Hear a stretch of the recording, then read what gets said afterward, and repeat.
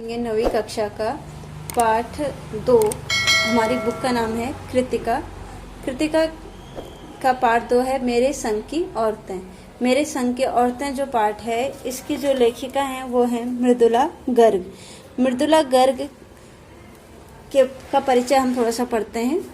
मृदुला गर्ग जो हैं हिंदी की लेखिका हैं। इनका जन्म हुआ था 1938 में कोलकाता यानी कलकत्ता में हुआ था। ये अर्थशास्त्र में इन्होंने क्या किया था, स्नातकोत्तर यानी एमए किया था। उसके बाद इन्होंने अध्यापन कार्य किया और 1974 में स्वतंत्र लेखन कार्य करने लगी। उनके उपन्यास में कहानियों में विविधता तथा नयापन है। उन्होंने अपने कथा साहित्य में जो है महिलाओं और बच्चों की समस्याओं पर विचार प्रकट किया है। मृदुला गर्ग की महत्वपूर्ण कृतियां जो हैं वो हैं उसके हिस्से की धूप, चित कोवरा, कंठ गुलाब, उपन्यास, रंग दृढ़ और चुकते नहीं। सवाल है निबंध संग्रह एक।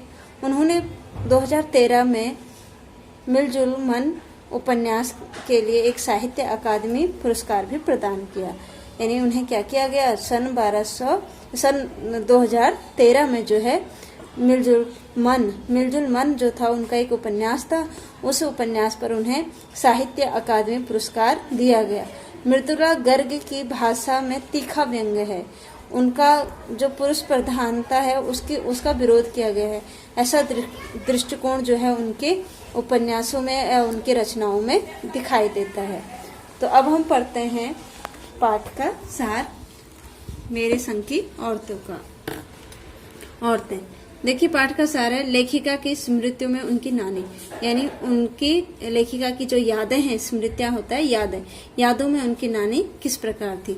लेखिका अपनी नानी के व्यक्तित्व के बारे में सुनकर ही बहुत कुछ जान सकी है, क्योंकि लेखिका की नानी लेखिका के जन्म से पूर्व ही संसार से जा चुकी थी। नानी की कहानियां लेखिका नहीं सुन सकी, परंतु लेखिका लोगों के लिए कहानियां लिखती हैं। लेखिका की नानी के जीवन की कहानी ही रहस्यमयी है। लेखिका अपनी नानी के बारे में जो समझ सकी थी वह इस प्रकार था कि वे परंपरावादी, अनपढ़ और पर्दानर्शी महिला थी। उनका विवाह एक ऐसे व्यक्ति से हो गया जो विलायती संस्कृति से बहुत अधिक प्रभावित था।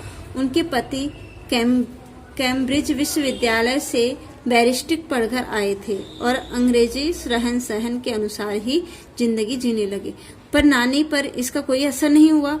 वे अपने तरीके से ही जीवन जीती रही।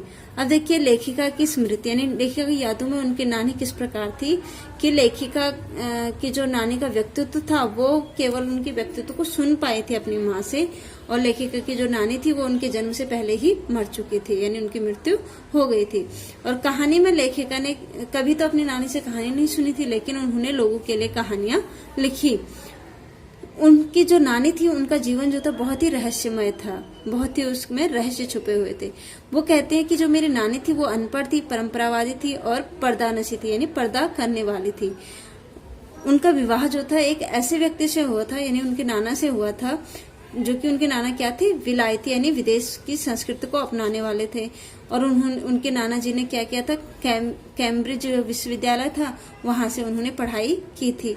अंग्रेजी रहन सहन के अनुसार ही वो रहते थे। लेकिन नानी जो थी उनका अपने पति के रहन सहन से उन पर कोई प्रभाव नहीं पड़ा। उन्होंने पति के जीवन शैली का कभी विरोध नहीं किया। नानी ने मौत को करीब पाकर अपने पति से कहकर प्रसिद्ध क्रांतिकारी प्यारेलाल शर्मा को बुलवा लिया। तब घर के सभी लोग आश्चर्यचकित रह गए थे। वह अपनी बेटी की शादी किसी साहब से न करवाकर आजादी के सिपाही अर्थात स्वतंत्रता सेनानी से करवाना चाहती थी। अतः यह जिम्मा नारी के क्रांतिकारी प्यारेलाल शर्मा को सौंप दिया। नानी ने किसको सौंप दिया यह जिम्मा? प्यारेलाल शर्मा को। नानी की इस इच्छा के अनुमान लगाना बहुत मुश्किल नहीं है कि वे विचारों के स्तर पर अपने पति से भिन्न और आजाद विचारों वाली महिला थी। उनके मन में आजादी की भावना कूट कर भरी थी। अब देखिए वो कहते हैं कि मेरी नानी जो थी पर्दा करने वाली महिला थी, अनपढ़ थी, लेकिन मेरे जो नाना जी थे वो विदेश में पढ़ के आए थे, उन्हें विदेशी संस्कृति अपना ली थी, लेकिन मेरी नानी ने उनके रहन सहन का कभी विरोध नहीं किया और उनकी संस्कृति को अपनाया भी नहीं। कहते हैं कि जब मेरी नानी की मौत के यानी अंतिम दिन आ गए थे तो उन्होंने जो है अपने पति से कहा कि एक क्रांतिकारी जो प्रसिद्ध वहाँ के व्यक्ति थे वो क्या थे, प्यारेलाल शर्मा, उनको बुला लीजिए। और तो सभी घर के लोग जो थे आश्चर्य हुआ उनको कि ये जो है पर्दे में रहने वाले प्यारेलाल को क्यों बुला रहे। वह जो मेरी नानी थी वो क्यों इसलिए बुला रही थी, क्योंकि वह चाहती थी कि जो मेरी माँ है यानी उनकी बेटी है उसकी शादी किसी साहब से नहीं बल्कि एक आजादी के लिए लड़ने वाले एक सिपाही से हो या स्वतंत्रता सेनानी से हो। तो इसलिए उन्होंने जो है ये सारी जिम्मेदारी प्यारेलाल को सौंपना चाहती थी कि कोई मेरी बेटी के लिए वो कोई ऐसा वर ढूंढे जो कि क्या हो, आजादी का सिपाही हो या स्वतंत्रता सेनानी हो। तो वो कहते हैं कि तो इस प्रकार से जो है जो नानी है, नानी की इच्छा के अनुमान लगाना तो मुश्किल नहीं है क्योंकि उनके विचार क्या थे, अपने पति से बिल्कुल ही भिन्न थे, लेकिन आजादी की भावना उनमें कूट कूट कर भरी हुई थी। अब देखिए यहाँ तो है लेखिका की नानी के बारे में, अब हम पढ़ते हैं लेखिका की माँ। लेखिका की माँ का विवाह एक पढ़े लिखे होनहार युवक से हो गया जो स्वतंत्रता सेनानी भी था। आजादी के आंदोलन में सक्रिय रहने के कारण उन्हें ICS की परीक्षा में बैठने से रोक दिया गया था। लेखिका की माँ दुबली पतली और नाजुक थी। उन्हें खादी की साड़ी पहननी पड़ती थी जो उनसे बड़ी मुश्किल से ही संभल पाती थी। लेखिका के पिता के पास कोई पुश्तैनी धन भी नहीं था। पिता खाली हाथ थे, परंतु माँ की ईमानदारी, सुंदरता, नजाकत और शाहबी खानदान के कारण परिवार के लोग प्रभावित थे। अब देखिए कि जो लेखिका की माँ थी वो कहते हैं कि मेरी माँ का विवाह जो है एक पढ़े लिखे होनहार व्यक्ति से हुआ जो स्वतंत्रता सेनानी थे। आजादी के आंदोलन में उन्होंने भाग भी लिया था। इसी दौरान जो है जब वो ICS की परीक्षा देने के लिए बैठे तो उन्हें नहीं बैठने दिया गया। क्यों नहीं बैठने दिया? क्योंकि वो आजादी के आंदोलन में सक्रिय रहे। तो कहते कि मेरी माँ जो थी वो दुबली पतली थी, बहुत ही नाजुक थी। उन्हें जो है खादी के कपड़े पहनने पड़ते थे और वो उन कपड़ों को बड़े मुश्किल से संभाल पाती थी। कहती है कि लेखिका कहती कि मेरे पिताजी जो थे उनके पास कोई भी उनके जो पूर्वज थे पुश्तैनी धन नहीं था, यानी पूर्वजों का धन कोई भी उनके पास नहीं था। पिताजी जो थे खाली हाथ थे, परंतु मेरी माँ जो थी वो ईमानदार थी, सुंदर थी और नजाकत और साहबी खानदान के कारण, यानी मेरे नाना जो थे वो क्या थे, दूसरे देश में पढ़े लिखे थे, इसलिए उनका खानदान भी अच्छा था, धनवान था। तो इसलिए उस चीज से प्रभावित होकर लोग क्या करते थे, वो सारे लोग उस चीज से, उनके इस प्रकार के व्यवहार से जो थे वो प्रभावित थे कि मेरी माँ क्या थी, ईमानदार, सुंदर और खानदान जो था उनका अच्छा था। वे निष्पक्ष तथा गैर दुनियादार भी थी, इसीलिए कोई उनसे घर के सामान्य कामकाज की उम्मीद भी नहीं करता था। उनकी केवल सलाह भर ली जाती थी। लेखिका ने अपनी माँ को भारतीय माँ जैसी नहीं पाया। वे बच्चों के खानपान में भी अधिक रुचि नहीं लेती थी।